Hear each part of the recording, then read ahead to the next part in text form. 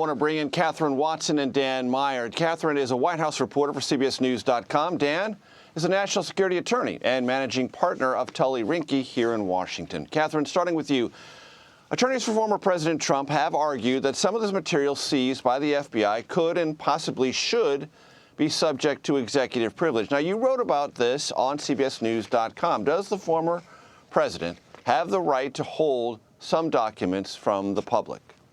Absolutely. Great question. So to dive into this a little bit, I want to distinguish a little bit between executive privilege and documents that might be classified, because I think it's easy for people to mix those things up because we're being thrown with so much information. So executive privilege, something that Trump's attorneys are trying to claim, is something that has to do with the president's maybe deliberative records. Maybe it was conversations with aides, notes to that effect, that former President Trump is now trying to say, you know, are privileged records that the National Archives should not be giving to the FBI.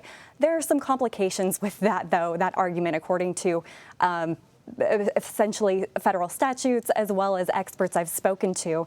And what it comes down to is that a couple cases related to President Nixon's Watergate scandal, which we all, whether we were alive for that or not, remember, a couple of Supreme Court cases that came out of that essentially said that executive privilege is definitely not absolute, and that the president or a former president can't make claims of executive privilege in an attempt to keep those documents from another part of the executive branch, in this case being the FBI.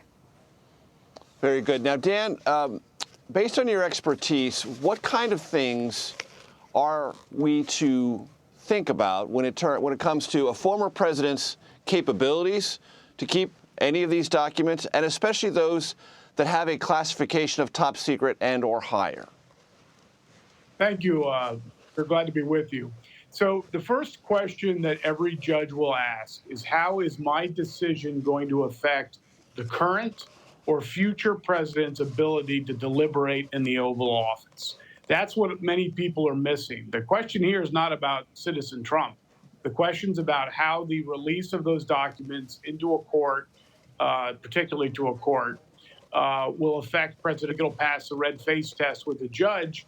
Going back to the FBI, that's returning the documents to the safest place they can be. So that really does protect presidential decision-making. And then we have long-standing precedents, in not only with the Nixon administration, but with the Clinton administration as well, in that the judiciary does have access to these documents as long as they can protect them. And our courts do have the ability to protect classified information. When you get to the classified information, there's even less of an argument that these should not be returned to the federal government.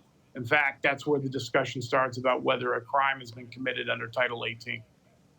And Dan, I know we're a long way from this, but let's just play this out. If former President Trump, for these underlying issues, were to be indicted, and if he were to face trial, be convicted, would that absolutely block him from seeking the presidency again? Well, under some of these arguments, you cannot run for elected office. The Reality Winners case is one, and she's even commented on this.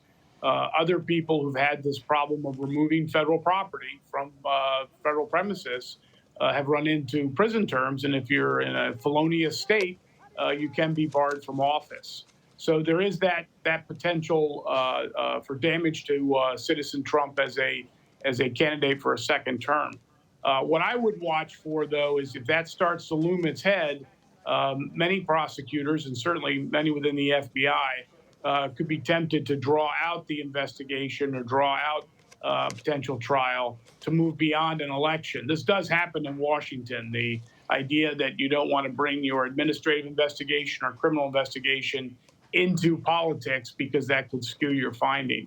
So that's where you'll see the real politics start, is if it looks like a serious case for prosecution, there could actually be more delay, and we could have to go on with this for longer and longer. Kathryn Watson and Dan Meyer, thank you so very much.